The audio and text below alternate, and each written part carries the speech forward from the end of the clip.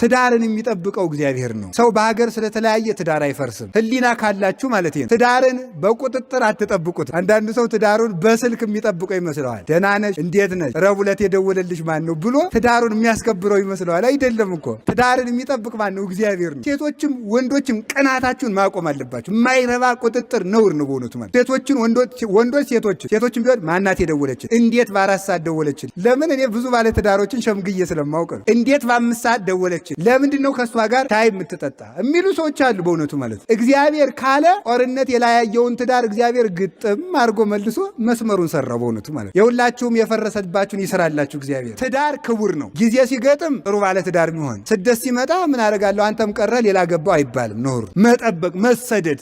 መነኩሴ እኮ ለቆቡ እንደሚሰደድላት እናንተም ትሰደዳላችሁ ማለት ትዳር የተከበረ የክርስቶስ ምሳሌ ስለሆነ ይሰደዱለታል። እንደ ቆብ እንደ መንኩስና እንደ ቀሚስ ሰማዕትነት ይቀበሉለታል። ትዳር ትልቅ ነገር የቤተ ክርስቲያን ሰንሰለት ስለሆነ አሁን እንዲያው ከእናንተ መካከል ለትዳሩ የሚሰደዳል እንኳን መሰደድ በስድብ የምትፋቱ እኮ ናችሁ እናንተ። ማፈሪያ ሁላ እኮ ነው ያለው ሰው። እንዲያው አሁን ሰው ነኝ ብሎ እኮ እንዲያው በእውነቱ ትዳር እንዲቀላል መሰላችሁ? ትዳር እኮ የህብረት ስራ ማህበር እኮ አይደለም፣ የተከበረ እኮ ነው። ስንፈልግ እቁብ ነው በሉ እንግዲህ እኔም ቤል ስራ ስላሰብኩ እቁብ ልወጣ ነው የሚባል ይሄ ነው። እንዲያው ትዳርን ያህል ነገር በስድብ መፋታት፣ በሆድ መፋታት፣ በነገር ስራ መፋታት ነውር ነው። እናቶቻችን ለትዳራቸው ይሰደዱ ነበር። ያገባችሁም ትዳራችሁ እንድታከብሩ እግዚአብሔር ይርዳችሁ። ጦርነቱን ታሸንፋለህ፣ ነገር ግን አሸንፈ ስትመለስ ፈጣሪህን እንዳትረሳው።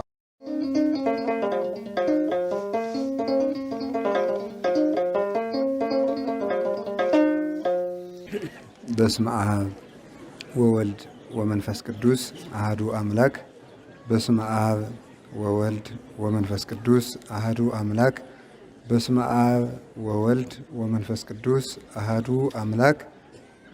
በባሕርዩ ሞት በመንግሥቱ ሽረት የሌለበት ቅድመ ዓለም የነበረ ዓለምን በካህሊነቱ የፈጠረ ዓለምን ፈጥሮ የሚመግብ ሥጋችንን ለብሶ ያዳነን ዓለምን አሳልፎ የሚኖር መድኃኒታችን ኢየሱስ ክርስቶስ በልብ አስበን በአንደበት ተናግረን ስለማንፈጽመው ስለ ቸርነቱ ከባሕርይ አባቱ ከአብ ከባሕርይ ሕይወቱ ከመንፈስ ቅዱስ ጋር ለዘላለም የተመሰገነ ይሁን።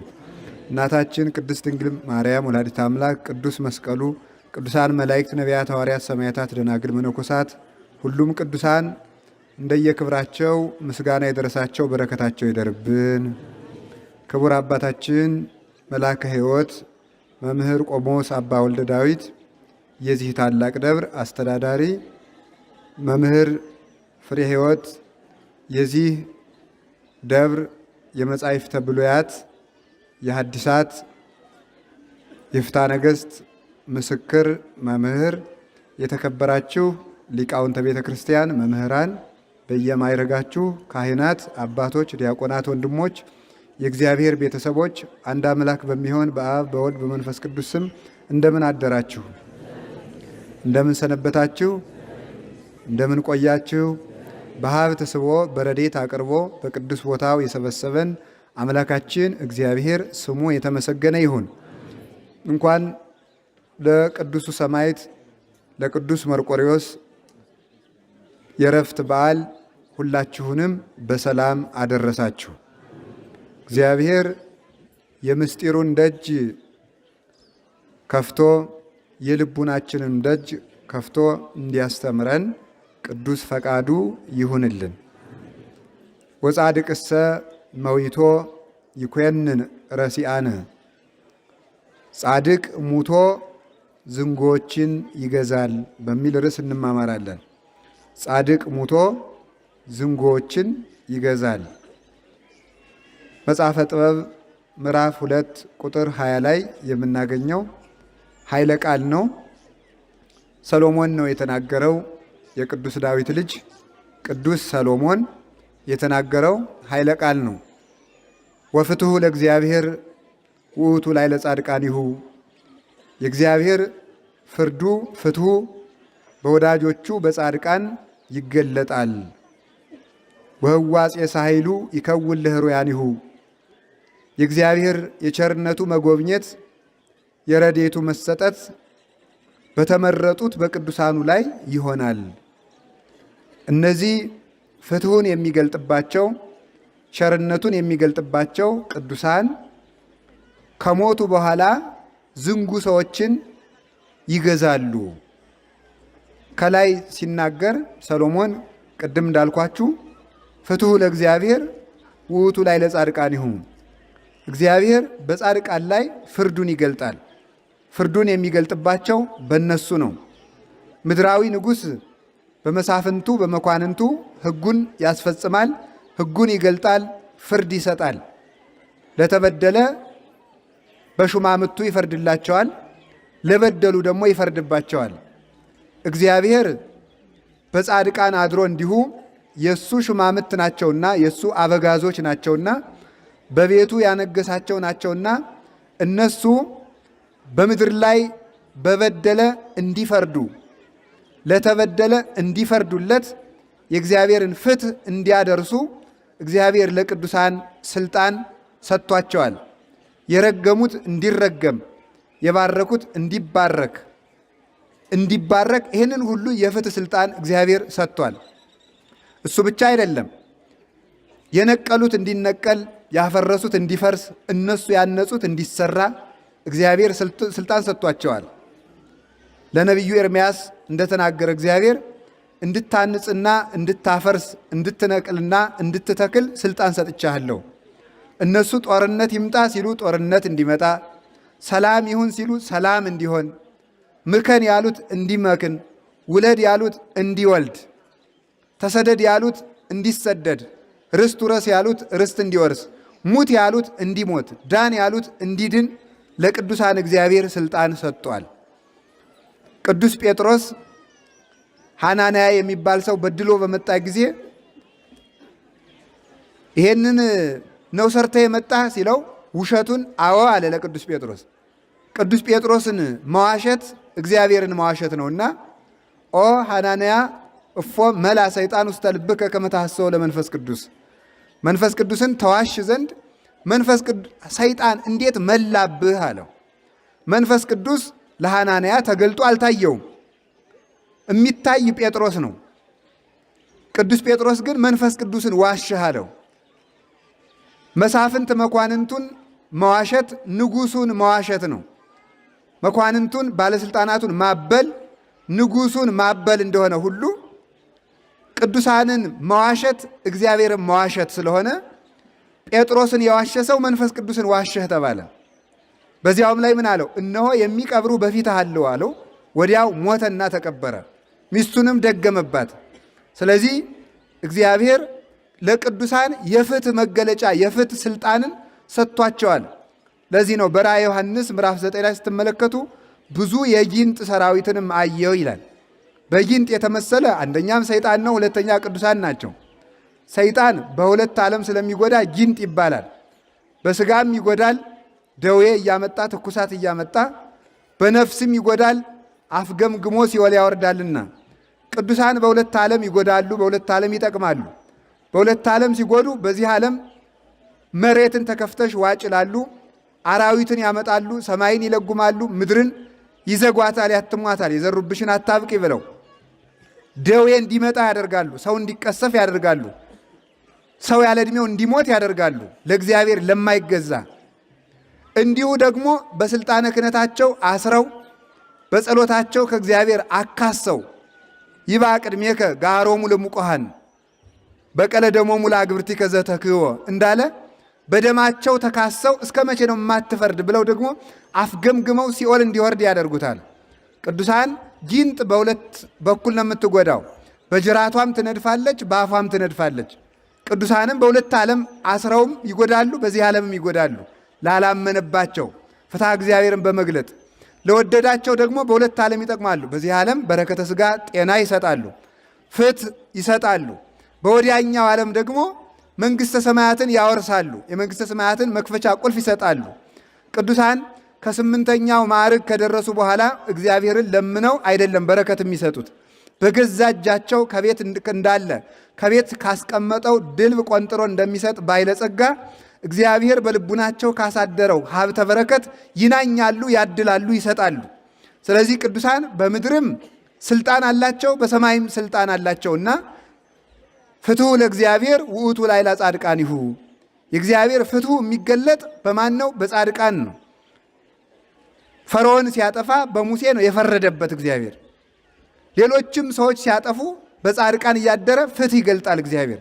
ስለዚህ ቅዱሳን የእግዚአብሔር ፈራጆች ናቸው፣ የእግዚአብሔር እንደራሴዎች ናቸው፣ የእግዚአብሔር የጉዳዩ ፈጻሚዎች ናቸውና እግዚአብሔር ቅዱሳን እንዲለምኑ ብቻ አይደለም ስልጣን የሰጣቸው፣ እንዲፈርዱም ጭምር ስልጣን ሰጧቸዋል። ቅዱሳን የፈረዱበት እግዚአብሔር የፈረደበት ነው። ቅዱሳን የፈረዱለት እግዚአብሔር የፈረደለት ነው። ቅዱሳን የባረኩት እግዚአብሔር የባረከው ነው። ቅዱሳንን መቀበል እግዚአብሔርን መቀበል ነው። ቅዱሳንን ማቃለልም እግዚአብሔርን ማቃለል ነው እና ቅዱሳን በአማላጅነታቸው ብቻ አትደነቁ። ቅዱሳን ያማልዳሉ አያማልዱም ብቻ ሳይሆን ቅዱሳን ፈራጆችም ጭምር ናቸው። ከክርስቶስ ፈራጅነት የክርስቶስ ፍርድ የሚገለጠው በእነሱ ነው። በብሉይ ኪዳን ኤልያስ ሰማይን ምድርን እንደለጎመ፣ ሙሴ እንደፈረደ፣ ሌሎችም አሮን ዳታንና አቤሮንን መሬትን ባርኮ ዋጭ ብሎ ፈርዶ እንድትውጥ እንዳደረገ፣ በአዲስ ኪዳን እነ ቅዱስ ጴጥሮስ በሐናንያ ላይ እንደፈረዱ ዛሬም የምናየው አንድ ፍርድ አለ እና ቅዱሳን ይፈርዳሉ። ለእኛ ይፍረዱልን፣ እንዲፈርዱልንም የእግዚአብሔር ቸርነት ከእኛ ጋር ይሁን። እሱ ብቻ አይደለም። ቅዱሳን እንግዲህ ተመልከቱ። አሁን ቅዱሳንን ደጅ ስንጸና ተበድለን እንደሆነ እንዲፈርዱልን ነው። ለሀገር ሰላም ያመጣሉ ቅዱሳን ሲባል ምን ማለት ነው? የማይመለሰውን ይፈርዱበታል፣ የሚመለሰውን ዕድሜ ያስቀጥሉለታል። ፍርድ እንዲፈርዱ ስልጣን እንደሰጣቸው ደግሞ ምን ሰጥቷቸዋል? እንዲያወርሱ። ምንድን ያላቸው ጌታችን ኢየሱስ ክርስቶስ? በምድር ካሰርከው በሰማይ የታሰረ ነው፣ በምድር ከፈታው በሰማይ የተፈታ ነው። ጴጥሮስ የፈታው እግዚአብሔር የፈታው ነው። ጴጥሮስ ያሰረው እግዚአብሔር ያሰረው ነው። አብርሃም የረገመው እግዚአብሔር የረገመው ነው። አብርሃም የባረከው እግዚአብሔር የባረከው ነው። ጴጥሮስ ውጣ ያለው እግዚአብሔር ያስወጣው ነው። ጴጥሮስ ግባ ያለው እግዚአብሔር ያስገባው ነው። ስለዚህ በቅዱሳን እጅ ፍትሐ እግዚአብሔር አለ። ቅዱሳን የእግዚአብሔር የፍርዱ እጆች ናቸው። እግዚአብሔር በእነሱ ላይ ኃይሉን ይገልጣል። ኃይሉን በእነሱ ላይ አኖሯልና እሱ ብቻ ደግሞ አይደለም።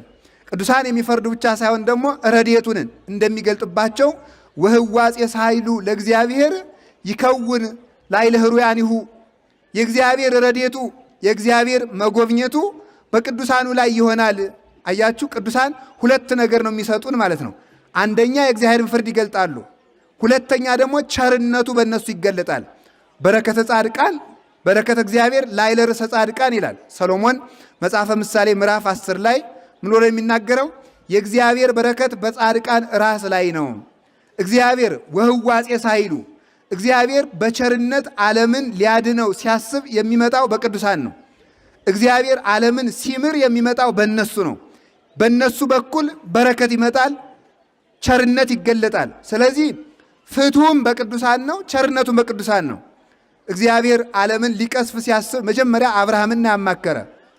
ሰው ባገኝ እምር ነበር ያለ። እግዚአብሔር እስራኤልን ሊቀስፍ ሲል ሙሴን ያማከረ።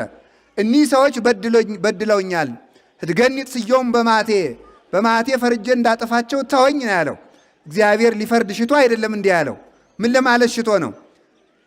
ጠይቀኝና ልማራቸው፣ ማልደኝና ይቅርታ ልስጣቸው ማለቱ ነው።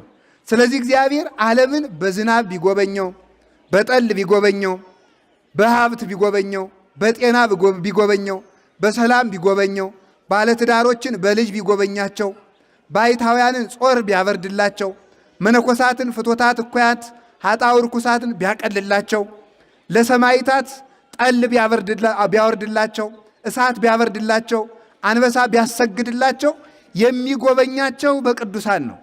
ለማንኛውም ሰው መከራ የሚቀልለት እግዚአብሔር በቅዱሳን ላይ ሲመጣ ነው። ቅዱሳን ባለ ጊዜ እግዚአብሔር ቅዱስ መጽሐፍ አለው። በመጽሐፉ ረድኤቱን ይልካል እግዚአብሔር። እግዚአብሔር ቅዱስ ታቦት አለው። በታቦቱ ረድኤት ይልካል እግዚአብሔር። እግዚአብሔር ቅዱሳን ሰዎች አሉት። በእነሱ ረድኤቱን ይልካል። እግዚአብሔር ቅድስት እናት አለችው። በእሷ ረድኤቱን ይልካል። ቅዱስ መስቀል አለው። በእሱ ረድኤቱን ይልካል። ቅዱሳን መላእክት አሉት። በእነሱ ረድኤቱን ይልካል። እግዚአብሔር በቅዱሳን እንኳንስ ያመነባቸው እንኳንስ የተማጸነባቸው ይቅርና ቅዱሳን ከተቀበሩበት አጠገብ የተቀበረ ሰው እንኳን በአጽማቸው ምሕረትን ይሰጣል። እግዚአብሔር በቅዱሳን በቁማቸው ብቻ ሳይሆን አርፈው ከተቀበሩ በኋላ በአጥንታቸው ሕይወት ይሰጣል። የቅዱሳን እንኳንስ በሕይወተ ሥጋ ያለው ስማቸው አካላቸው ይቅርና አጥንታቸው የእግዚአብሔር የቸርነቱ መሰላል ነው፣ የቸርነቱ መውረጃ ነው። እንዲያውም አንድ ተንኮለኛ ሰው ነበረ፣ በመጽሐፈ ነገሥት የተጻፈ ውሸታም፣ የውሸት ነቢይ ማለት ነው። በውሸት ብድግ ብሎ የእግዚአብሔርን ነቢይ ያታለለ።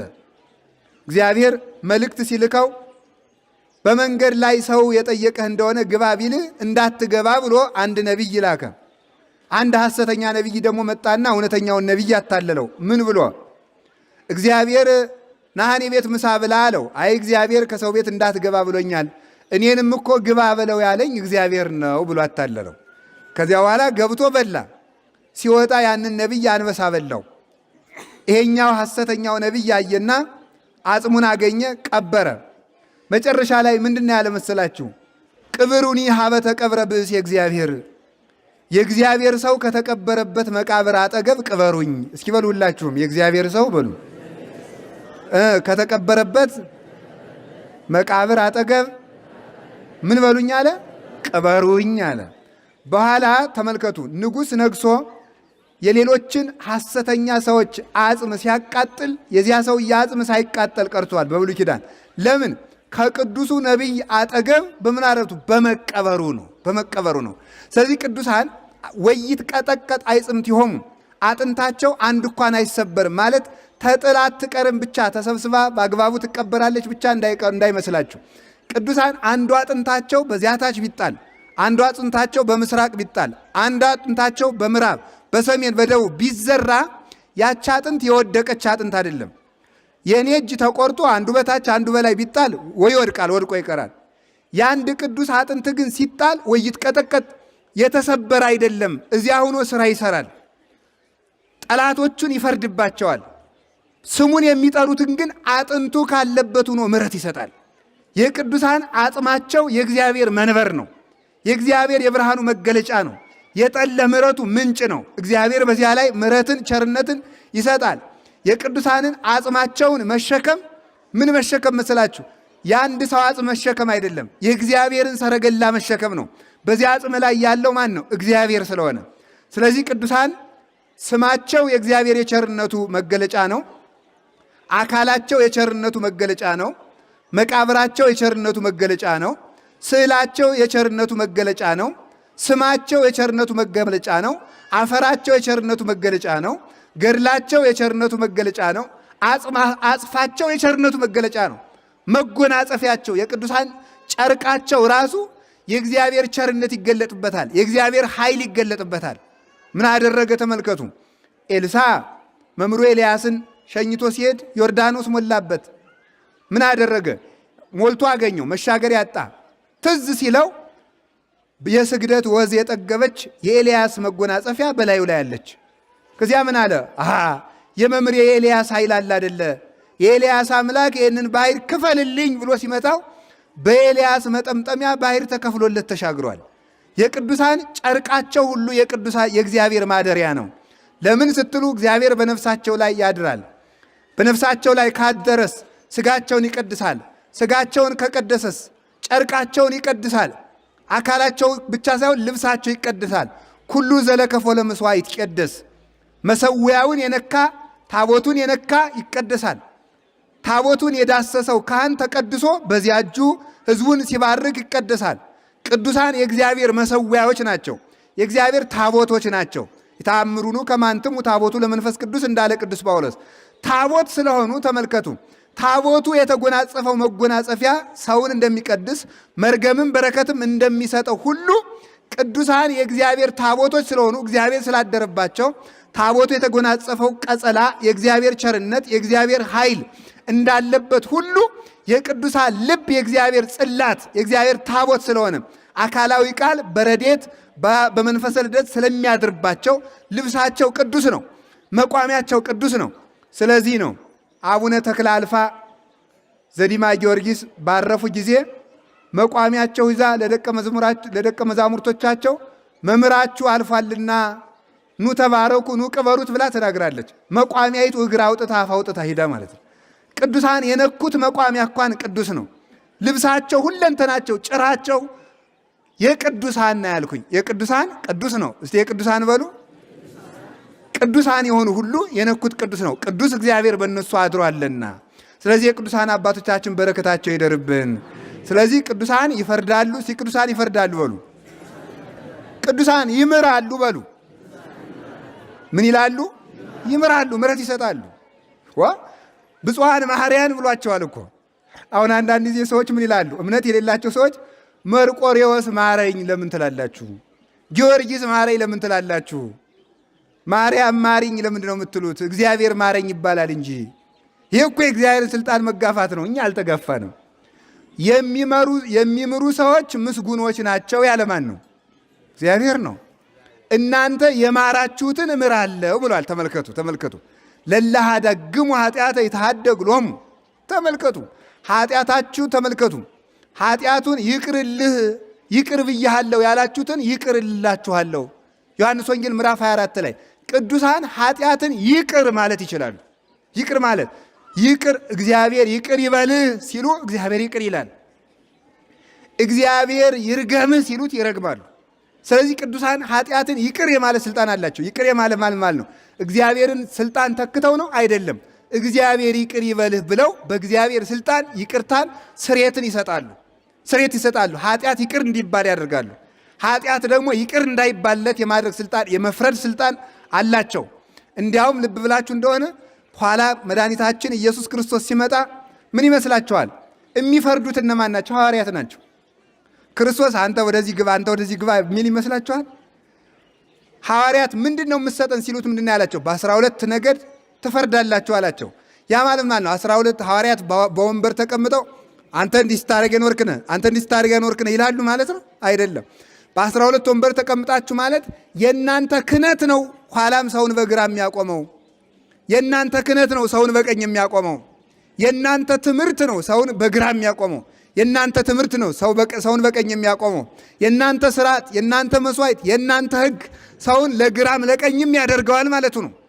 ክርስቶስ ሐዋርያት በፈረዱት ፍርድ ነው ዋጋ የሚከፍል። የእነሱን ትምህርት ያላከበረውን በግራ፣ የእነሱን ስርዓት ያላከበረውን በግራ፣ የእነሱን መስዋዕት ያልተሳተፈውን በግራ። የእነሱ መስዋዕት ክርስቶስ ነው። የእነሱን ክህነት ሁሉ ስርዓታቸውን፣ ቅድስናቸውን ያላከበረውን በግራ ያቆመዋል። ክርስቶስ የሐዋርያት የፍርዳቸው ዋጋ ከፋይ ነው። ራሳቸው ነው። እነሱ የክርስቶስ ዓይኖቹ ናቸው። በእነሱ ነው ዓለምን የሚጎበኘው። ጆሮዎቹ ናቸው። በእነሱ ነው ዓለምን የሚሰማው። እግዚአብሔር ዓለምን የሚሰማው በቅዱሳን ነው። ሰው በጆሮው እግዚአብሔርን ይሰማል። ሰው በጆሮው ድምፅ ይሰማል። እግዚአብሔር በቅዱሳን ዓለምን ይሰማል። ለምንድነው በቅዱሳን የሚሰማው? ቀጥታ አይሰማንም። የኃጢአተኞች መስዋዕትና ጸሎት አስጸያፊ ነው ይላል መጽሐፍ። እኛ እንዳንሰማ ኃጢአታችን ግድግዳ ሆኖ ይከለክላል። ቅዱሳን ግን በእሱ ዘንድ ሞገስና ክብር አላቸው። እነሱን ጆሮ አድርጎ ይሰማናል። እነሱን ዓይን አድርጎ ያየናል። እነሱን እጅ አድርጎ ይሰጠናል። እምቢ ካልነው ደግሞ እነሱን እጅ አድርጎ ይወረውረናል ማለት ነው። ይወረውራል። እነሱን እጅ አድርጎም ይስበናል። እነሱን እጅ አድርጎ ይደበድባል። እነሱን እጅ አድርጎም ያነሳል። እነሱን እጅ አድርጎ ይሰብራል። እነሱን እጅ አድርጎ ይጠግናል። እነሱን እጅ አድርጎ ይገላል። እነሱን እጅ አድርጎ ያድናል። ቅዱሳን የእግዚአብሔር እጆቹ ናቸው። ቅዱሳን የእግዚአብሔር እግሮቹ ናቸው። እነሱን እግር አድርጎ ከሰው ሁሉ ቤት ይደርሳል እግዚአብሔር። እነሱን እግር አድርጎ ጠላቶቹን ይረግጣል። ተመልከቱ፣ ምንድን ያለው? እሱ ራስ ነው። ራስ ከሆነኛ ደግሞ እግሩ ነን። ቅዱስ ዳዊት እንዲህ ይላል፣ ይቤሎ እግዚ ለእግዚ የንበር በየማኔ እስካገቦሙ ለጸላእትከ ታሕተ መክሕደ እገሪከ። ጠላቶችን ከእግር በታች እስከማስገዛልህ ድረስ ጌታ ጌታዬን በቀኝ ተቀመጥ አለው ይላል። ጌታ ወልድ ነው። ጌታ አብ ነው። በቀኝ ተቀመጥ ያለው ስለ ሥጋ እንግድነት ነው። መዝሙር 109 ላይ ነው። ጌታ ጌታዬን በቀኝ ተቀመጥ አለው። ጠላቶችህን ከእግር በታች እስክትገዛ ድረስ ደርሰህ። ሊቃውንቴን ሲተረጉሙት ምን አሉ መሰላችሁ? ጠላቶችህን በእግር እስከምትረግጥ ድረስ ደርሰህ በቀኝ ተቀመጥ አለው። ቀኝ ስልጣን። ከዚያ ተመልከቱ ምን ማለት ነው? ጠላቶችን በእግር ጸላይት፣ አይሁድ፣ መናፍቃን፣ አጋንንት፣ መኬድ፣ ስልጣነ ቀሳውስት፣ ምዕመናን አለ። ተመልከቱ ሲተረጉሙት ማለት ነው። ስለዚህ ምን ማለት ክርስቶስ ጠላቶቹን በእግሩ ይገዛል ማለት እግሩ የተባሉ እነማን ናቸው? ካህናት ናቸው። እግሩ የተባሉት እነማን ናቸው? ምዕመናን ናቸው ማለት ነው። እሱ ራስ ነው። ስለዚህ ምን ተባለ? ጠላቶቹን አጋንንትን በእግሮቹ በካህናት በእግሮቹ በምእመናን ለመርገጥ እሱ ራስ ነው። እዚያ ዝቅ አለና ነቢዩ ምን አለ? ወበይንተዝ ይትለዓል ርእስ፣ ራስ ከፍ ማለቱ ስለዚህ ነው አለ። ራስ ከፍ ሲል ዝቅ፣ እግር አብሮ ከፍ ይላል። ራስ ከፍ ሲል ክርስቶስ ከፍ ብሎ ተሰቀለና እኛን እግር አድርጎ አጋንንትን በዚያ ረገጣቸው። እምከመ ተለዓልኩ አነ ስሕብ ኩሎ ሀቤ፣ እኔ ከፍ ብዬ እሰቀልና እናንተን ወደ እኔ ስባችኋለሁ ብሎ እንደተናገረ። ስለዚህ ቅዱሳን ለዚህ ነው ዘወሀብከነ ከመ ንኪር ከይሴ ወአቃርብተ ወዲበ ኩሉ ኃይለ ጸላኢ የምንለው። አጋንንትን እንድንረግጣቸው እንድንቀጠቅጣቸው ኃይልን ስልጣንን የሰጠህን ጊንጡን እባቡን ትረግጡ ዘንድ ስልጣንን ሰጥቻችኋለሁ አለ ማርቆስ 16 ላይ። ጊንጡን እባቡን ትረግጡ ዘንድ ይውላችሁ እሱ ራስ ሆነና እነሱን እግር አድርጎ አጋንንትን በሐዋርያት እግር ይረግጣቸዋል። አጋንንትን በካህናት እግርነት ይረግጣቸዋል። ስለዚህ ቅዱሳን የእሱ እግሮች ናቸው። በእነሱ ክርስቶስ ወደ ዓለም ይደርሳል። ዘኪያክሙ ሰማ ኪያዬ ሰማ ወዘኪያክሙ አቤ ኪያዬ አቤ፣ እናንተን የሰማ እኔን ሰማኝ። ዘኪያክሙ ተወክፈ ኪያዬ ተወክፈ ወዘኪያዬ ተወክፈ ተወክፎ ለዘፈነወኒ፣ እኔን የተቀበለ እናንተን የተቀበለ እኔን ተቀበለ። ልብ በሉ ማምላክን ቅዱስን መርቆሬዎስ፣ ቅዱስ ጊዮርጊስን፣ ቅዱስ ተክለ ሃይማኖትን ወደኛ ሲመጡ ክርስቶስ እነሱን እግር አድርጎ ወደኛ እየደረሰ ነው። እነሱ ወደኛ ቤት ሳይመጡ ሲክሩ የሚቀረው ክርስቶስ ነው። ስለዚህ ምንድን ነው ያላቸው ሐዋርያትን? ስንቅ አትቋጥሩ፣ ወይም በትር አትያዙ፣ ወይም ጫማ አትያዙ፣ ወይም ከረጢት አታዙ። ከደረሳችሁበት ሂዳችሁ ሰላም ለዚህ ቤት ይሁን። ሰላም ከተቀበሏችሁ ሰላማቸው ያርፍባቸዋል። ሰላም ማን ነው? ራሱ ነው። ውእቱ ሰላምነ ይለዋል ቅዱስ ጳውሎስ። እሱ ሰላማችን ነው አለ። እሱ ሰላማችን ከሆነ እናንተ ሰላም ለዚህ ቤት ላላችሁት ቤት ሰላም ይደርሰዋል ማለቱ ምን ማለት ነው? እናንተ ከደረሳችሁበት ቤት ሰላምን ይደርሳለሁ ማለቱ ነው። እናንተን ያልተቀበለ ሰው ሰላማችሁ ወደ ራሳችሁ ይገባል ማለቱሳ ሰላም እኔ ሰላማችሁ እኔ በእናንተው አድሬ እኖራለሁ፣ ቢቀበሏችሁ ግን ከእናንተ ወደ ሌላው ደርሳለሁ ማለቱ ነው። ስለዚህ ቅዱሳን የእግዚአብሔር እግሮች ናቸው። እነሱ ወደ ቤታቸው ሲመጡ ክርስቶስ አብሮ ወደኛ ይምጣልን። ቅዱሳን የእግዚአብሔር እጆች ናቸው። በእነሱ እነሱን እጅ አድርጎ እግዚአብሔር በረከቱን ያድለን። ቅዱሳን የእግዚአብሔር እጆች ናቸው። በእጅ የቀረበን እንዲያረቁበት ቅዱሳንን እጅ አድርጎ። ለዚህ ነው የመርቆሬዎስ ገድል ከተደገመበት የተክለ ሃይማኖት ገድል ከተደገመበት አጋንንት ይርቃሉ የሚባለው በእጅ የቀረበን እንደሚወረውሩበት ክርስቶስ አጋንንትን የሚወረውራባቸው እጆቹ ቅዱሳን ስለሆኑ ነው። ገድላት ሲነበቡ አጋንንት የሚንቀጠቀጡት ከእነሱ የእግዚአብሔር እጆች ስለሆኑ ነው። ስለዚህ እነዚህ ቅዱሳን ጻድቅ መዊቶ ይኮንን ረሲአነ፣ ረድኤትን ሲያደርሱ ይኖራሉ። በቁማቸው ሲፈርዱ ይኖራሉ። በቁማቸው የሚቀሰፈውን ይቀስፋሉ፣ የሚማረውን ይምራሉ። ከሞቱ በኋላሳ የሚል ጥያቄ እናንሳ። ለዚህም ሰሎሞን መልስ ሰጠ። በቁማቸው ሲፈርዱ ኑረዋል። እንደገና ደግሞ ምሕረት ሲያሰጡ ኑረዋል። ሲሞቱሳ ስንለው ሲሞቱሳ መዊቶ ጻድቅሰ መዊቶ ይኮንን ረሲአነ፣ ጻድቅ ከሞተ በኋላም መንግስቱ አይሻርም አለ። መንግስቱ የጻድቃን መንግስት፣ የሰማዕታት መንግስት፣ የነቢያት የሐዋርያት መንግስት ሲሞቱ የሚሻር አይደለም። መንበሩ የሚታጠፍ አይደለም። ሲሞቱ ግብሮሙ ትተሎሙ፣ ተመልከቱ ስራቸው ትከተላቸዋለች ይላል አቡ ቀለምሲስ በራእዩ ራእይ 14 ላይ ሲናገር ስራቸው ተከትሏቸው ይሄዳል። በምድር ያፈሩት ፍሬ በምድር ተበልቶ የሚቀር አይደለም፣ ለዘላለም የሚኖር ፍሬ አላቸው። ጌታ ሐዋርያትን እንዲህ እንዳለ በወንጌል አኳ አንትሙ ዘሐረይክሙኒ አላ አነ ሐረይኩክሙ ወርእየሴክሙ ከመ ትሁሩ ወፍሬ ትፍረዩ ወውእቱ ፍሬክሙ ይነብር ለዓለም። እናንተ አልመረጣችሁኝም፣ እኔ መርጫችኋለሁ። ወደ ዓለም እንድትሄዱ ፍሬ እንድታፈሩም እልካችኋለሁ። ፍሬያችሁ ለዘላለም ይኖራል አላቸው። ፍሬያችሁ እስከ መቼ ይኖራል? ለዘላለም ይኖራል። የቅዱሳን ፍሬያቸው ለ5 ዓመት ለ10 ዓመት በሕይወተ ሥጋ እስካሉ አይደረም፣ ተከትሏቸው ለዘላለም ይኖራል። ዮሐንስ 15 ላይ ከሞቱ በኋላም ይውላችሁ ሳሉ ፈራጆችም ናቸው መሐሪዎችም ናቸው። ቅዱሳን ከሞቱም በኋላ መሐሪዎችም ናቸው ፈራጆችም ናቸው። ለምን? ክርስቶስን መስለው ከሞቱም በኋላ በደማቸው ይበቀላሉ፣ ያካስሳሉ፣ ይፈርዳሉ።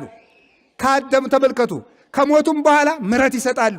መሐሪ ክርስቶስ በአጽማቸው ባፈራቸው አድሯልና ፀሐይ ዘዘልፈ ያበርድ ይበ ቅዱሳን። እሱ የሙታን አምላክ አይደለም። ኢኮነኪ እግዚአብሔር አምላከ ምውታን አለ አምላከ ሕያዋን ብሏል ራሱ ማቴዎስ 22 ላይ ሲናገር። እግዚአብሔር የሕያዋን እንጂ የሙታን አምላክ አይደለም። እግዚአብሔር የሕያዋን እንጂ የሙታን አምላክ ካይደለ በክርስቶስ አምነው የሞቱ ሰዎች ሙታን አይደሉም። በደንብ ልብ ብላችሁ ስሙኝ። እግዚአብሔር የሙታን አምላክ አይደለም። የሙታን አምላክ ካልሆነ በእሱ አምነው የሞቱ ሰዎች ሙታን አይደሉም። ምክንያቱም የእነሱ አምላካቸው ነውና። ሙታን ቢሆኑ ኑሮ አምላካቸው ባልሆነ ነበር። የሙታን አምላክ አይደለምና ለኃጥአን በግድ አምላካቸው ነው፣ ለጻድቃን ግን የውድ ነው። ስለዚህ የሙታን አምላክ ስላይደለ በእሱ አምነው ያረፉ ቅዱሳን ሕያዋን ናቸው። እሱ ሁልጊዜ በስራቸው ሁሉ ይከተላቸዋል፣ አድሮባቸው ይኖራል። ቅዱሳን ባረፉበት ጊዜ ሁሉ በዚያ ረድኤቱን ያሳድራልና እግዚአብሔር በስማቸውም አድሮ ስራ ይሰራልና። ስለዚህ ጻድቅ ሙቶም ይፈርዳል። እስኪ በሉ ጻድቅ ሙቶም በሉ ይገዛል። በሉ ጻድቅ ሙቶ ይገዛል። በሉ ጻድቅ ሙቶ ይገዛል። ሙቶ ምን ይላል? ይገዛል። ቃየል የሚገዛ ሳለ ነው። አቤል ግን ሙቶም ይገዛል። ቃየል ወንድሙን በእጁ በጉልበቱ የአቤልን ሥጋ ገዛ፣ ገደለ። አቤል ሙቶ ግን ቃየልን እስከ ዘራዝርቱ እስከሚጠፋ ድረስ ሙቶም በነፍስ ይከሰው ነበረ። ለዚህ ነው ቅዱስ ጳውሎስ አቤል ዛሬም ይናገራል ይላል። አቤል ዛሬም ይናገራል። አቤል እኮ ሙቷል። ምን ማለት ነው ታዲያ? አንድ በሰማዕትነት ምስክር ሆኖ ለጽድቅ ለሰማዕትነት ምስክር ሆኖ ይናገራል። አንድም ደግሞ በፍርድ ጠላቶቹን እንደ ቃየል ያሉ ነፍሰ ገዳዮችን ይፈርድባቸዋል። ስለዚህ ቃየል ምንድን ነው ያለው? ጌታ የወንድምህ የአቤል ደም ወደ እኔ ደርሷል አለ። ስለዚህ አንተ ተቅበዝባዥ ትሆናለህ አለው። አቤል ሙቶ ቃየልን ገዛው። ስለዚህ ቃየል ምን ሆነ? ተቅበዝባዥ ሆነ። ምድር አላበቅልለት አለች። ምድር ተቅበዝባዥ አደረገችው። ምድር በሙሉ ተበቀለችው። ልጆቹም እንዳይረቡ ሆኑ፣ በንፍር ውሃም ጠፉ። እሱንም የገዛ ልጁ በድንጋይ ብሎ ገደለው። አቤል ሙቶ ገዳዩን ገዛ። ጻድቅ ሲሞት ይገዛል፣ ገዳዮችን ይገዛቸዋል። አያችሁ፣ ክርስትና እንዲህ ያለ ነው። ከዓለም በተቃራኒ ነው። በዓለም መስመር ስናሰምረው ክርስትና ሁልጊዜም ተቃራኒ ሕግ እየሆነብን እንኖራለን። ክርስትና ሙቶ መግዛት ነው፣ ገሎ መግዛት አይደለም። ጻድቅ ሲሞት ገዳዮችን ይገዛል። ኃጥ ሲገል ግን በገዳዮቹ ይገዛል፣ ይቀበዘበዛል ሁልጊዜም። ስለዚህ አቤል ሙቶ ቃየልን ገዛው። አብርሃም ሙቶ ይገዛል፣ ለልጆቹ ርስት አውርሷቸዋል። ለአባታችሁ ለአብርሃም የማልኩለትን ምድር አወርሳችኋለሁ ይላል። ተመልከቱ። እስራኤል ፈርዖንን የገደለው እኮ ሙሴ ብቻ መሰላችሁ? አብርሃም እኮ ነው የገደለው ፈርዖንን። አብርሃም የዚያን ጊዜ አባታችን አብርሃም እኮ የለም። ምን ማለት ይመስላችኋል? አብርሃም በቃል ኪዳኑ ፈርዖንን ገድሎታል። ለምን? ለልጆች ርስት አውርስልሃለሁ ብሎታልና። ስለዚያች ቃል ኪዳን የፈርዖን ትዕቢት ጠፋ። ስለዚያች ቃል ኪዳን ባሕር ተከፈለች። በሙሴ ላይ አድራ ያለችው እግዚአብሔር በአብርሃም ራስ ላይ ያሳድራት የኪዳኑ ኃይል ነበረች። ያችናት በሙሴ እጅ ሁና ባሕርን ያንቀጠቀጠች፣ የከፈለች፣ ጠላት ያሰጠመች፣ ለወዳጆቹ ርስት ያወረሰች እሷ ናት። ሙሴን ትከተለው የነበረችው ያች ረድኤት እኮ የአብርሃም ረድኤት ናት። አብርሃም በልጆቹ በእስራኤል አድሮ አማሌቃውያንን መታ። አብርሃም በልጆቹ በረድኤት የአብርሃም ቃል ኪዳን ማለት ነው፣ ረድኤቱ አድሮባቸው ባሕር ከፈሉ። የአብርሃም የቃል ኪዳኑ ኃይል ኢያሪኮን አፈረሰች። የአብርሃም የቃል ኪዳኑ ኃይል ከሞተ በኋላ እኮ ነው። ተመልከቱ፣ ርስት አወረሰች። እንዲያው ምን ይላል መሰላችሁ? አብርሃም መጽሐፈ ገነት ምን ይላል? አብርሃም ለልጆቹ ርስት ያወረሰ መጀመሪያ በመቃብር ነው ይላል። በመቃብር ይውላችሁ። ስለዚህ መነኩሴ ሆይ መቃብርን ውደድ ይላል። መቃብርን ውደድ። አብርሃም ርስት ያወረሰ በምንድን ነው አልኳችሁ? በመቃብር። አብርሃም ስደተኛ ነበር። መጀመሪያ ሂዶ እዚያች አካባቢ ምንድን ያለ አቅብሩኒ በድኔ ሳራ ሙታብኛለችና እንደው ለመቅበሪያ ባካችሁ ስጡኝ አለ። መጀመሪያ አይ ወዳጆቹ ሂዶ ነው ሲለው ምን አለው? አይ በእኔና ባንተ ዘንድ ምንቁም ነገር ነው። ዝም ብለህ ቅበር። ዋጋይቱ እንግዲያ ቦታይቱ ውድ ናት። 400 ምዝምዝ ወርቅ ታወጣለች እና ውድነቷን ውድ ናት። ግን ለአንተ ስል ተወው አለው። በዚያው በብልሃት ምን ነግሮ ነው? ሂሳቡን እየነገረ ማለት ነው። ይሄማ በፈሊጥ ዋጋውን ሲነግረኝ አይደለ ብሎ ዋጋውን ሰጠ። አንዳንድ ሰው ይውላችሁ የሆነ ነገር ሰጥቶ ውድ ነው ግን ለአንተ ስል ይቅርብህ ሲል ውለታውንም በዚያው እንዳትረሳ ማለቱ ነው። ከዚያ እንደዚህ ያለና ተመልከቱ ምን አደረገለት? አብርሃም በ400 ምዝምዝ ወርቅ ለሳራ መቃብር ብቻ ገዛ። ለሳራ መቃብር ብቻ። በዚያች መቃብር ምን ወረሰ? ለልጆቹ ርስት አወረሰ ይላል። አብርሃም በመቃብር ርስት አወረሰ። መጀመሪያ ግን ለሚስቱ መቃብር ብቻ ነበር የገዛ። መነኩሴ በመቃብር ማለት ምን ማለት ነው? ተመልከቱ። መቃብር ውስጥ ደስታ ነው ለቅሶ ነው ያለ? በሉ ንገሩኝ። መቃብር ደስታ ነው ለቅሶ ነው? መቃብር ስታዩ ትስቃላችሁ ወይስ እንባችሁ ይመጣል? በእርግጥ አታለቅሱም፣ ማልቀሱን እንደ ወጉና ያልኩኝ እንጂ እንባችሁ ነው የሚመጣው ወይስ ሳቃችሁ ነው የሚመጣው መቃብር ስታዩ? ስለዚህ አብርሃም በመቃብር ለልጆቹ ርስት እንዳወረሰ መነኩሴ ሆይ አንተም ካለቀስክ ለምእመናን መንግሥተ ሰማያትን ታወርሳለህ ነው። መቃብርን ውደድ። መጀመሪያ መቃብር ግዛና በመቃብር አገር ትገዛለህ ያለው በለቅሶ በንስሐ በትህርምት ማለቱ ነው። ስለዚህ አብርሃም ሙቶ ኢያሪኮ ሰዎችን ገዛቸው፣ ግንብ አፈረሰ። አብርሃም ለአባቶቻችሁ የማልኩላትን ምድር አወርስላችኋለሁ። ሙተው ነበር እኮ ኢያሪኮን ያፈረሱት አባቶቻችን፣ ሙተው ነው ርስት ያወረሱት። የአብርሃም ርስት እስከ ክርስቶስ ድረስ የአብርሃም ቃል ተሻግራ ትጠብቅ ነበረ። ስለዚህ አብርሃም ሙቶ ገዛ። እስኪ በሉላችሁ አብርሃም ሙቶ ገዛ በሉ። አብርሃም ምን ብሎ ገዛ አልኳችሁ? ሙቶ ገዛ።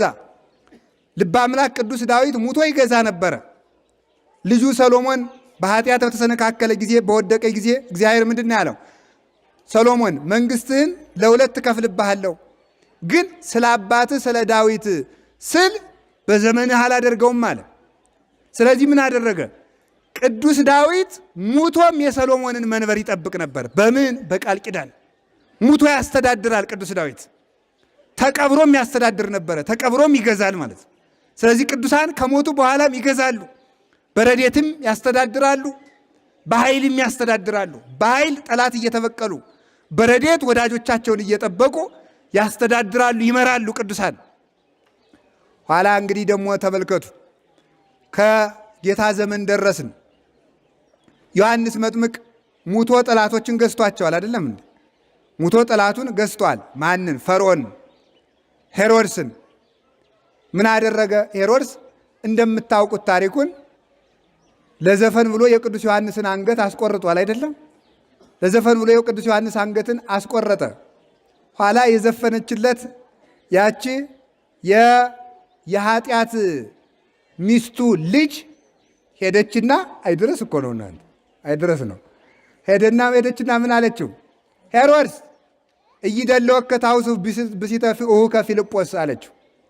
ራሷ የዘፈነችው ዘፍና ስታበቃ ዘፈንሽ ጥሩ ነው ምን ላድርግልሽ ቢላት የዮሐንስን አንገት ቆርጠህ ስጠኝ አለች። ዮሐንስ አንገቱ የተቆረጠበት ምክንያት ምን ብሎ ነው? የወንድምህን ሚስት አታገባም ተብሎ ነው። ታሪኩን የምታውቁት ሰዎች እንግዲህ ታግሳችሁ ስሙ አይደል? እየሰማችሁ ነው። ይሄን ማናውቀው የላ አትበሉ ማለት ነው። ስለዚህ የሚታወቅ ታሪክም አንዳንድ ጊዜ ስሙ። እውነቴን ነው ማለት ነው።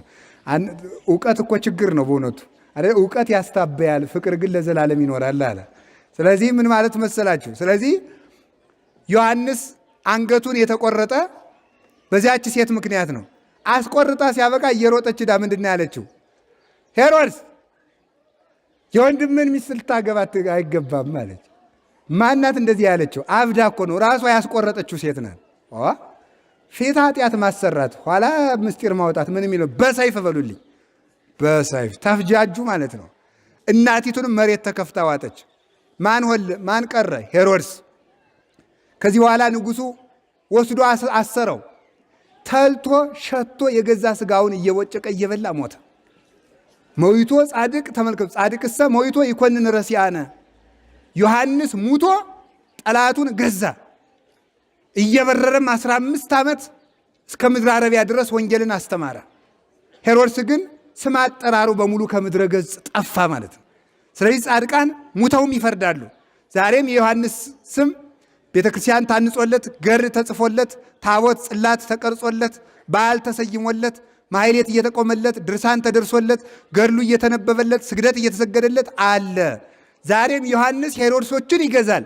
ሄሮድሶች ግን ዛሬ የሉም፣ ይጠፋል።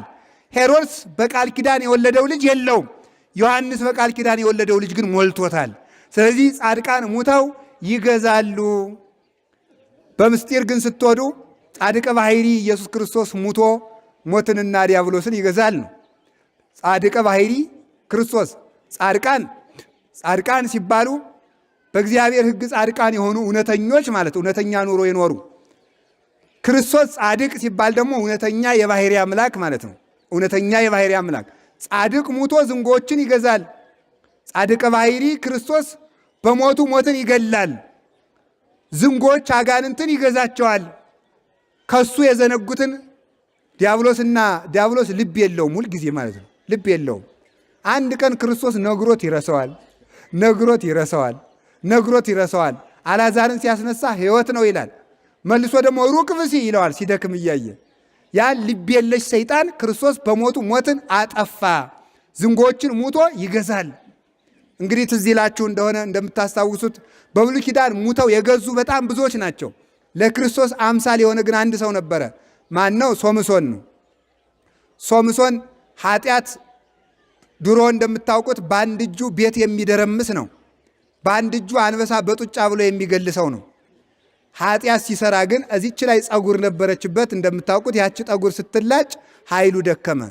ጠላቶቹ አስረው የግንግሪት አስረው ደረቅ ባቄላ እያስፈጩ ዓይኑን አውጥተው በጉጠት ያሰቃዩት ነበረ።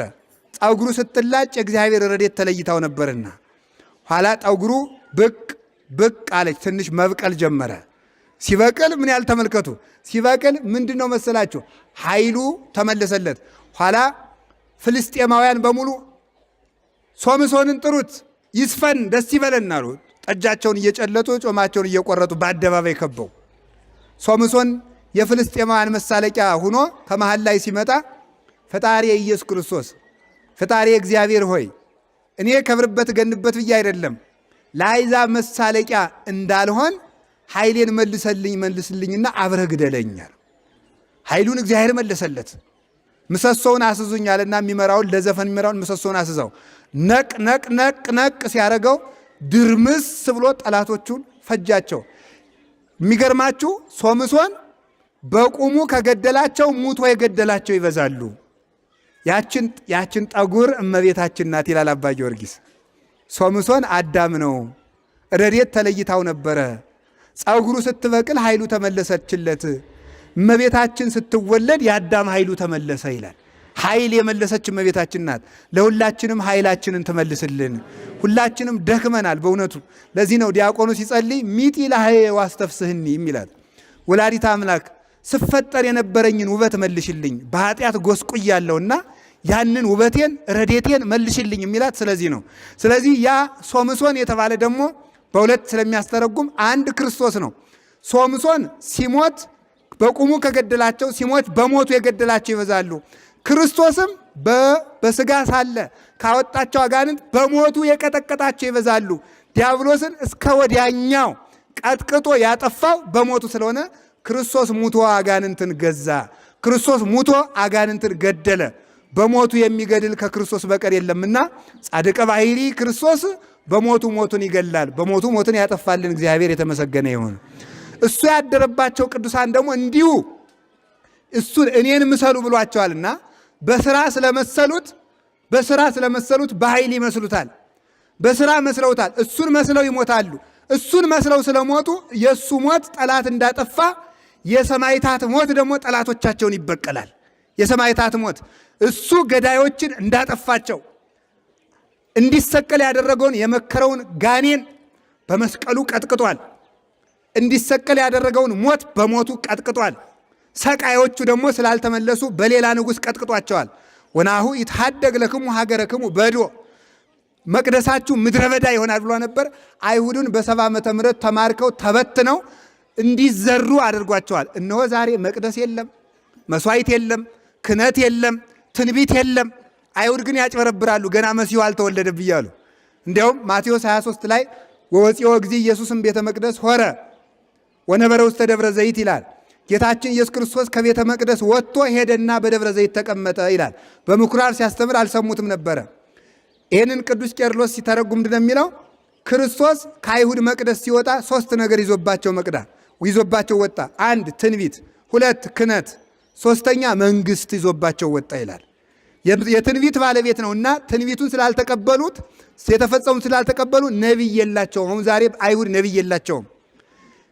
ሰያሜ ካህናት የካህናት ሿሚ ፈጣሪ አክባሪ እሱ ነውና ሊቀ ካህናት እሱን ስላልተቀበሉት ዛሬ ክህነታቸው የለም፣ መስዋዕትም የለም።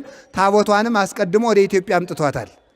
ከዚያ ሳ ተመልከቱ መንግስቱ ዘላለም የሆነ ሰያሜ ነገስቱን ነገስታትን የሚሾመውን ንጉሥ ስላልተቀበሉት ንጉሠ ነገስቱን መንግስት አጥፍቶባቸዋል።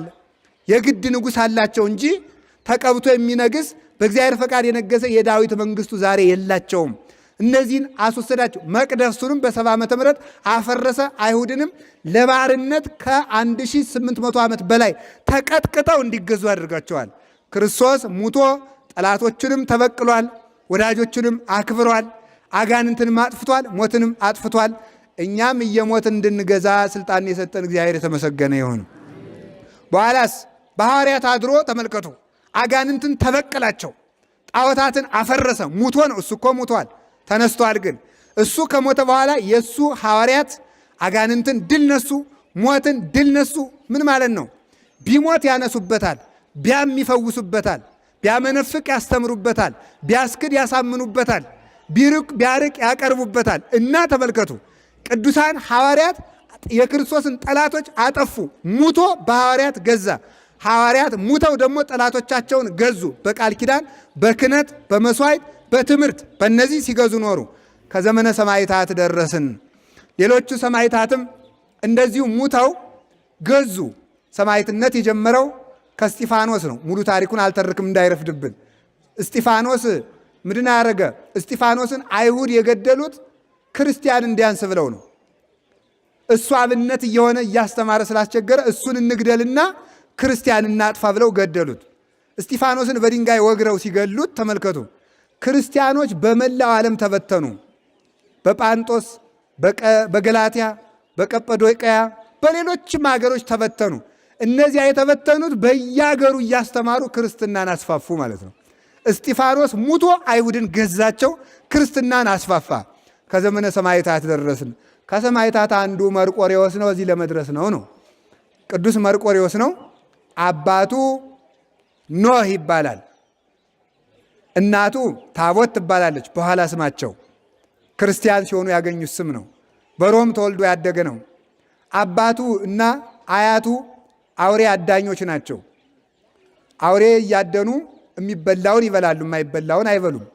እያደኑ ሲኖሩ አንድ ቀን ገጸ ከለባት የሚባሉ በጣም ኃያላን አራዊትን አገኙ። እኒህ ጥርሳቸው ከአንበሳ ይልቅ የሚበልጥ ግርማቸው የሚያስፈራ የሁሉንም አራዊት ስልጣን ወይም ጉልበት አካተው የያዙ ናቸው። እንደ ዘንዶ ይነድፋሉ፣ እንደ አንበሳ ይሰብራሉ፣ እንደ ነምር ይወጋሉ። እንደ ሌላውም ሁሉ ስልጣን አላቸው። ኃይለኞች ናቸው። ግን የሰው ዘር ናቸው። በነገራችሁ ላይ ሰው ዘር ናቸው። የሰው ዘር መሆናቸው በምን እንደሚታወቀው የሰው ዘር ያልሆነ ሰው ክርስትናን አያገኝም። ተጠምቀዋል ኋላ። ስለዚህ ሰዎች ናቸው። ጥምቀት የተሰጠች ደግሞ ለሰው ዘር ነው። በምን ምክንያት እንዲያለ ፍጥረት እንዲያለ ፊት እንደሰጣቸው እግዚአብሔር ያውቃል። ፊታቸው የውሻ ነው የሚመስል፣ ጆሮአቸውም የውሻ ነው።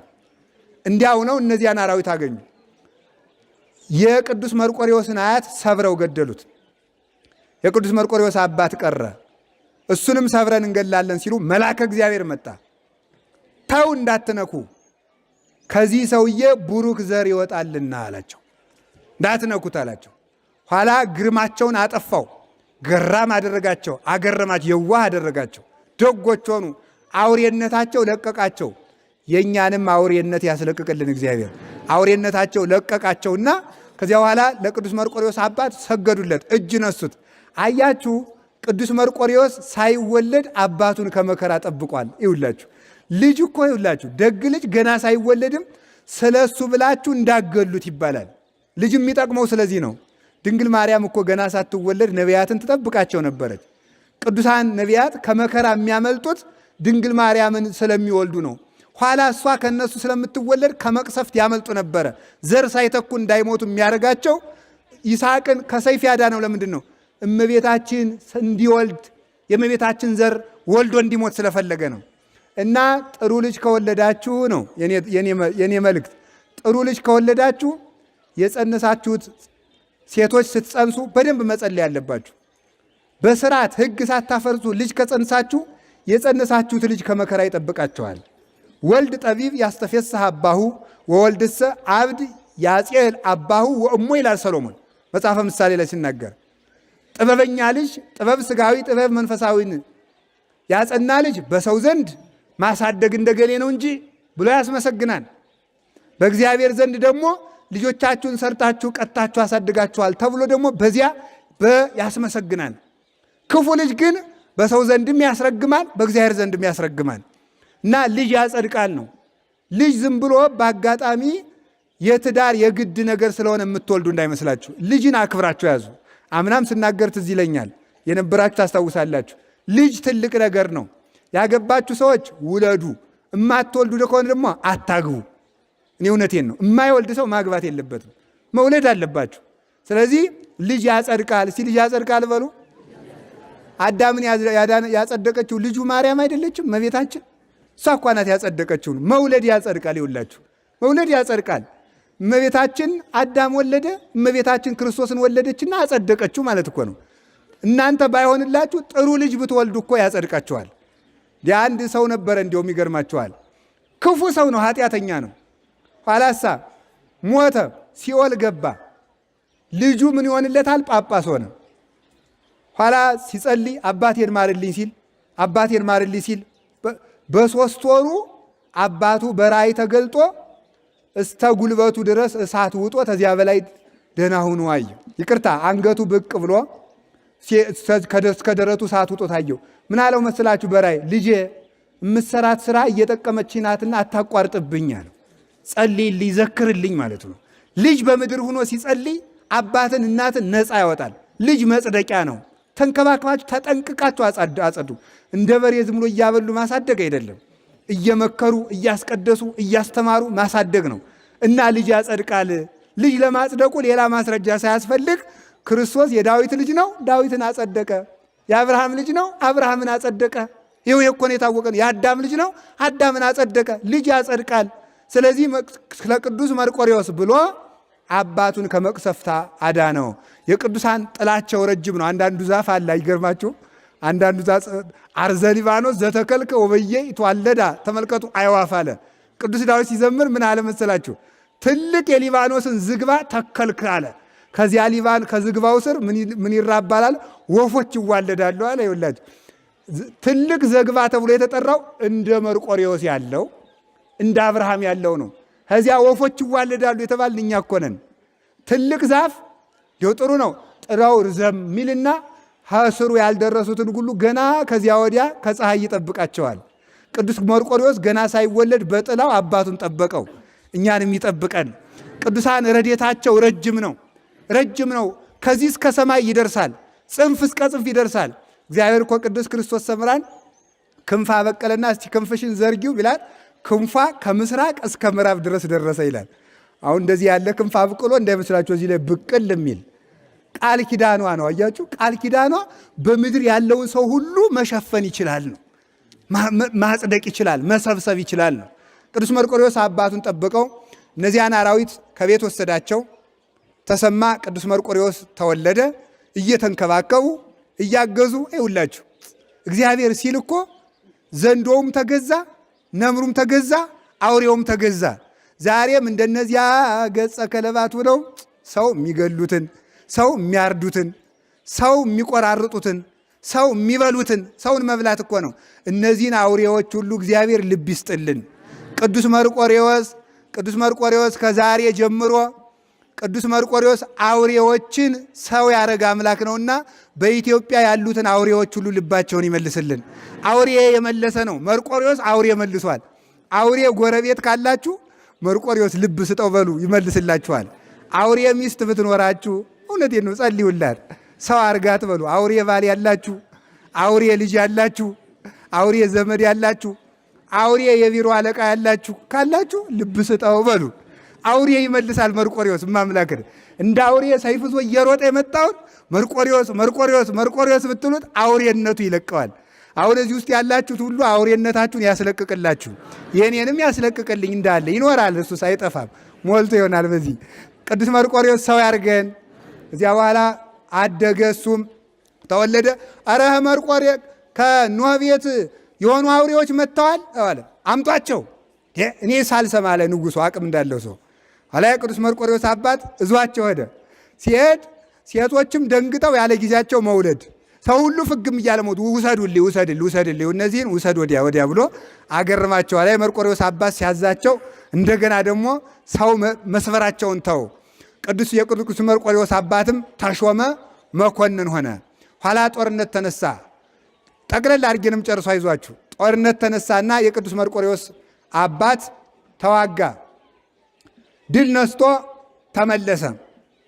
ድል ነስቶ ከተመለሰ በኋላ እንደገና ደግሞ ሌላ ጦርነት ይነሳል። ሌላ ጦርነት ሲነሳ ይውላችሁ፣ በዚህ ጊዜ ጦርነቱን አሸንፎ ሲመጣ የቅዱስ መርቆሬዎስ አባት ንጉሡ ምን አረገ? አይመችስ እሱም በዚያው ሙቶ ስለሚቀር ሚስቱን ላግባት ብሎ አሰበ ንጉሡ። ነውር ነው በእውነት። አሁን የሰው ሀገር እጠብቃለሁ ያለ ሰው ሀብቱም ሚስቱም አይነካም። ነውር ነው በእውነቱ ማለት የማንም ሰው አይነካም። መቼም ይሞታል በዚያው ነው የሚቀር ብሎ ሚስቱን ሲል እዶ አረ ንጉሡ ሊያገባሽ ይፈልጋል አሏት። እሷ ደግሞ አይ እኔማ በቃል ኪዳን የታሰርኩ ሰው ነኝና ንጉሥም ቢሆን ለሱ አልሆንም አለችና ልጇን እሳ በሌሊት ተሰደደች ወደማታውቀው ሀገር ማለት ነው። ክርስትና የሚሰደዱለት ነው። ይውላችሁ ትዳር ክቡር ነው። ጊዜ ሲገጥም ጥሩ ባለ ትዳር የሚሆን ስደት ሲመጣ ምን አደርጋለሁ አንተም ቀረ ሌላ ገባው አይባልም። ነውር ነው መጠበቅ መሰደድ። መነኩሴ እኮ ለቆቡ እንደሚሰደድላት እናንተም ትሰደዳላችሁ ማለት ነው። ትዳር የተከበረ የክርስቶስ ምሳሌ ስለሆነ ይሰደዱለታል። እንደ ቆብ እንደ ምንኩስና እንደ ቀሚስ ሰማዕትነት ይቀበሉለታል። ትዳር ትልቅ ነገር የቤተ ክርስቲያን ሰንሰለት ስለሆነ ለትዳሯ ተሰደደችለት። አሁን እንዲያው ከእናንተ መካከል ለትዳሩ የሚሰደዳለ? እንኳን መሰደድ በስድብ የምትፋቱ እኮ ናችሁ እናንተ። ማፈሪያ ሁላ እኮ ነው ያለው ሰው። እንዲያው አሁን ሰው ነኝ ብሎ እኮ እንዲያው በእውነቱ እንዲያው ትዳር እንዲቀላል መሰላችሁ? ትዳር እኮ የህብረት ስራ ማህበር እኮ አይደለም፣ የተከበረ እኮ ነው።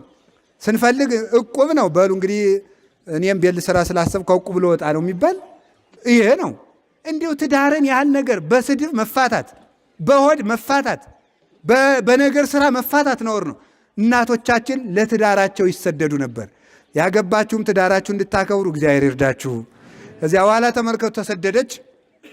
ኋላ የቅዱስ መርቆሬዎስ አባት መጥቶ ተቀመጠ። እሱም ሌላ ለግባ አላለም፣ ተቀመጠ። ሌላ ጦር ተነሳና ሄደ።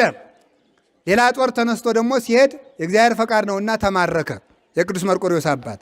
እሷ መርቆሬዎስን ይዛ ተሰዳለች። ለካ እሷ ተሰዳ የሄደችበት አገር ነው ከቅዱስ መርቆሬዎስ አባት አገር ጋር ጦርነት የገጠመ። ኋላ ባሏ ተማርኮ ወደ ማን ሄደ? እሷ ወደ ተሰደደችበት አገር። ትዳርን የሚጠብቀው እግዚአብሔር ነው።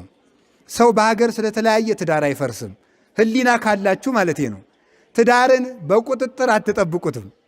አንዳንዱ ሰው ትዳሩን በስልክ የሚጠብቀው ይመስለዋል። ደህና ነሽ፣ እንዴት ነሽ፣ ረቡዕ ዕለት የደወለልሽ ማን ነው ብሎ ትዳሩን የሚያስከብረው ይመስለዋል። አይደለም እኮ ትዳርን የሚጠብቅ ማን ነው? እግዚአብሔር ነው። ሴቶችም ወንዶችም ቅናታችሁን ማቆም አለባችሁ። የማይረባ ቁጥጥር ነውር ነው በእውነቱ ማለት ሴቶችን ወንዶች ሴቶችን ቢሆን ማናት የደወለችልህ? እንዴት በ4 ሰዓት ደወለችልህ? ለምን? እኔ ብዙ ባለ ትዳሮችን ሸምግዬ ስለማውቅ ነው። እንዴት በ5 ሰዓት ደወለችልህ? ለምንድን ነው ከእሷ ጋር ሻይ የምትጠጣ የሚሉ ሰዎች አሉ በእውነቱ ማለት ነው። እግዚአብሔር ካለ ጦርነት የላያየውን ትዳር እግዚአብሔር ግጥም አድርጎ መልሶ መስመሩን ሰራው በእውነቱ ማለት ነው። የሁላችሁም የፈረሰባችሁን ይስራላችሁ እግዚአብሔር። ከጦርነት በኋላ እሷን በስደት እሱን በምርኮ ወሰደና እዚያ እሱ ሄዶ ደግሞ ተመልከተው እግዚአብሔር በግርማው ይከተለው የለ በባዕድ አገር ሄዶ ደግሞ ምን ይሆናል? መኮንን ሆነ ደግሞ ተሾመ። ኋላ ተሾሞ ቤተ ክርስቲያን ሲሳለም አየችው ልጇን መርቆሬዎስን እዛ ስታየው ባሏ ነው ነው ብላ በልቧ ያዘችና አንድ ቀን እሱ መኮንን ነው ህዝቡን ሰብስቦ ከእንግዳ ቤት በዚህ ይህን ስሩ ቅጡ እያለ ስርዓት ሲያስተዳድር ሲሰራ ሲቀጣ አየችው። ልጇን ቅዱስ መርቆሬዎስን ሸልማ አልብሳ ሂድና እዚያ ከትልቁ ፈረስ ላይ ውጣበት አለችው። ከመኮንኑ ፈረስ ነው ሂዶ ወጣ። የማን አባቱ ነው ደግሞ ይሄ ከጌታችን ፈረስ ላይ የሚቀመጥለው? ሊመቱት አሉ። ቆይ እስኪ ተውት አለ። ክርስቲያን ነው እንግዲህ። እሱም ተቆጥቷል። የማን ልጅ ነው እንዲሚደፍረኝ ብሎ ተቆጥቷል። እንግዲህ ከዛ ሂዶ ተቀመጠ። ኋላ ሲል ቀረብ አለችና ጌታዬ አትቆጣ፣ አንተም ስደተኛ እኔም ስደተኛ አለችው። አንተም ስደተኛ እኔም በቀስ አድርጋ ስትነግረው ነው። ሰውን ወደዚያ ሂዱ አለና ነይ እስቲ ብሎ እሷን እንዴት ነው ይህን ነገር የተናገርሽው አላት። አይ እኔ እኮ ባለቤትህ ነኝ አለችው። ለዚህ ያበቃን እግዚአብሔር የተመሰገነ ይሁን ብሎ እግዚአብሔርን አመስግነው በስደት ሀገር እሱ በጦርነት ተማርኮ እሷ በስደት ተገናኝተው ትዳራቸው እንደገና ቀጠለ። የሁላችሁንም እግዚአብሔር ያስቀጥልላችሁ። ምን አረገ? ከዚያ በኋላ ተመልከቱ። ከዚያ እናት አባቱ በቃል ኪዳን አረፉ። ቅዱስ መርቆሬዎስ ተተካ። ቅዱስ መርቆሬዎስ ከተተካ በኋላ ዳኪዎስ የሚባል ንጉሥ ነገሰ። ኋላ ይህንን ሀገር ጦርነት ሌላ ሀገር ገጠመው። ቅዱስ መርቆሬዎስ በአባቱ እግር መኮንን ሆኖ ተሾመ። ጦርነት ሲመጣ ተጨነቀና እንዴት ላድርግ አለው። ቅዱስ መርቆሬዎስ እግዚአብሔር ይረዳናል፣ እግዚአብሔር እኛ ሄደን ሰዎችን እናጥፋ ስላላል ሊያጠፉን ስለመጡ እግዚአብሔር ይረዳናል አለው። በኋላ እግዚአብሔር ይረዳናል ብሎ ቀጠለ። ሲሄድ ቅዱስ ገብርኤል ጥር 25 ቀን ተገልጦ ለቅዱስ መርቆሬዎስ ሰይፍ ሰጠው። ረቂቅ ሰይፍ ነው። ረድኤት ሰጠው ነው። ረድኤት ሰጠው። የሚያሸንፍበት ኃይል ሰጠው። ጦርነቱን ታሸንፋለህ፣ ነገር ግን አሸንፈ ስትመለስ ፈጣሪህን እንዳትረሳው አለው። ከዚያ በኋላ ሲሄድ ከጦርነቱ ሲሄድ መልአኩ ቅዱስ መርቆሬዎስ ወታደር ነው። ሲሄድ መልአኩ ከቅዱስ መርቆሬዎስ ፊት እየሄደ ጠላቶቹን ጥርግ ጥርግ ጥርግ ያደርግለት ነበረ። ያን አሸንፎ ሲመለስ ንጉሡ ጣዖት እያመለክ አገኘው። ከዚያ በኋላ ቅዱስ መርቆሬዎስ ከቤቱ ገብቶ ተቀምጦ ሳለ መልአኩ ተገለጠና መርቆሬዎስ ለምንድን ነው እንዳትረሳ ያልኩህን የረሳህ? አሸንፈ ስትመለስ ፈጣሪህን እንዳትረሳ አላልኩህም? ምን አለው። ኋላ ንጉሡ ለጣዖት መስዋዕት ያልሰዋ ሰው ይገደላል ብሎ አዋጅ ነገረ። መርቆሬዎስ እኮ አልመጣም አሉት። ለጣዖቱ መስዋዕት ሲያቀርቡ ቅዱስ መርቆሬዎስ ቀረ። አልመጣም እኮ አሉት።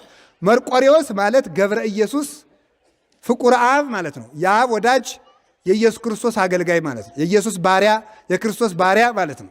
አገልጋይ ማለት ነው። ባለሟል ማለት ነው። መርቆሬዎስ ማለት የስሙ ትርጓሜ። በኋላ የውላችሁ ምን ሆነ? ናበሉት ተባለ። ሄደ። እንዴት ወዳጅ መርቆሬዎስ ይህን ያህል ሳከብርህ እንዴት እንደዚህ አደረግክ አለው። አይ እኔ ሃይማኖት ሳለህ ወታደርህ ነበርኩ፣ ስትክድ ግን የክርስቶስ አገልጋይ ነኝ። ትጥቅም ይኸውልህ ጋሻም ይኸውልህ ብሎ ፈቶ ጣለለት። ነገስታት በእንቲአከ ይገድፉ ጌራ ወጠቆሙ ይፈትው ሐራ የተባለው ይሄ ነው።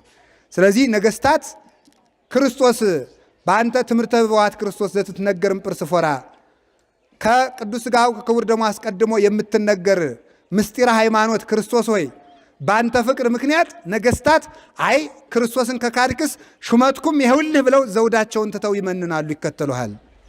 ሰራዊትም ቢሆን ወታደሮችም ቢሆን ለአንተ ትጥቃቸውን ፈተው ይከተሉሃል እንደተባለ ከዚያ በኋላ ምን አደረገ? ትጥቁን ፈታለት። በሉ ግረፉት ብሎ በርጥብ ሽመሎች በትሮች እጅጉን አስቀጥቅጦ አስደበደበው። በዚህም ፈጣሪውን ያመሰግን ነበረ። ከዚያ በኋላ ደግሞ ከላም ቆዳ በተሰራ ጅራፍ ደሙ እስከሚዘንብ ድረስ አስገረፈው። ይህንን አስገርፎ በብረት ምጣድም እንዲጠበስ አደረገው። በብረት ምጣድ ላይ ተደርጎ በእሳት እንዲቀቀል አደረገው። ደሙ እየፈሰሰ እሳቱን ያጠፋው ነበረ። ሰላም ለከ መርቆሬዎስ ዘሮም መስተጽነ ፈረስ ጸሊም አማንደዱ ታይቴከ ውሉደ መርገም እምቅሱፍ አባልከ እንተ ውሕዘ ደም አርአያ ዝናብ ብዙ አጥፍኦ ለፍህም። ከሱ የሚፈሰው ደም እሳቱን ያጠፋው ነበረ። ቅዱስ መርቆሬዎስ ያፈሰሰው ደሙ በቃል ኪዳኑ የእኛንም የዝሙታችን የመከራችንን እሳት ያጥፋልን። አጠፋ። እንዲህ እያደረገ ኖሮ ከዚህ በኋላ በዛሬው ዕለት ኅዳር 25 ቀን ቅዱስ መርቆሬዎስ ቃል ኪዳን ተቀብሮ እንደ ወዳጀ እንደ ቅዱስ ጊዮርጊስ ለቸገረው ሁሉ ለጨነቀው ሁሉ በሞትም በሕይወት ላለ ሁሉ መርቆሬዎስ ብሎ ስምህን ለጠራ ሁሉ ፈጥኜ እደርስለታለሁ። አንድ ሊቅ ምን አሉ? መርቆሬዎስ አሉ ገና መርቆ ሳይሆን መ ሲባል ይደርሳል ይላሉ። በጣም ፈጥኖ ከመድረሱ ይደርሳል። እንደ ባልንጀራው እንደ ቅዱስ ጊዮርጊስ ኦፍጡነ ረድኤት እምሩፀ ተነፋስ ወአውሎ ለዘይፄዋ አከበ ተወክሎ አምኖ ለሚጠራ እምሩፀ ተነፋስ ወአውሎ ከነፋስ ፈጥነ ትደርሳለህ ይላል። ከነፋስ ቅዱስ መርቆሬዎስ ፈጥኖ ይድረስላችሁ ለሁላችሁም። ይህንን አድርጎ ቅዱስ መርቆሬዎስ አረፈ። ለወዳጆቹ ቃል ኪዳን ሰጠ። አሁን ዛሬ ለእኛም ማረፊያ ሰጠ። የሚገርማችሁ የቅዱስ መርቆሬዎስ ስዕሉ ታምርን ይሰጣል። የቅዱስ መርቆሬዎስን ስም የሚጠራ ገድሉን የሚያነብሰው ያለ ዕድሜው አይቀሰፍም።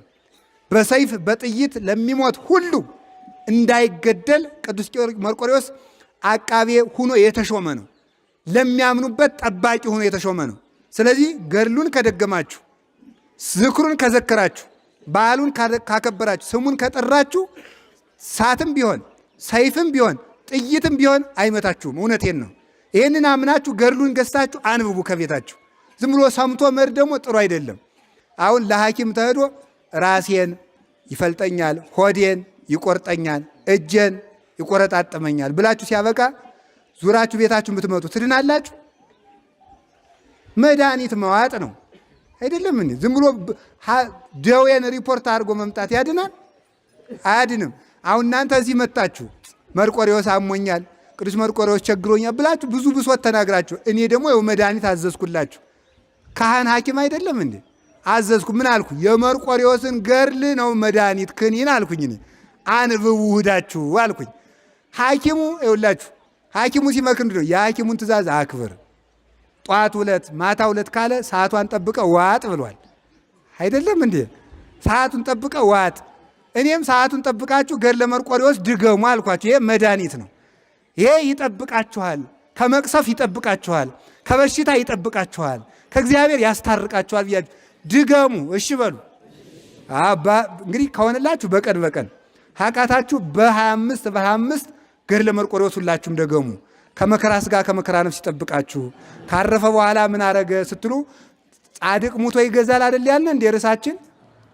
ቅዱስ መርቆሬዎስ ካረፈ በኋላ በቅዱስ ባስልዮስ ዘቂሳርያ እና በቅዱስ ጎርጎርዮስ ዘመን ኡልያኖስ የሚባል ከሃዲ ንጉሥ ተነሳ።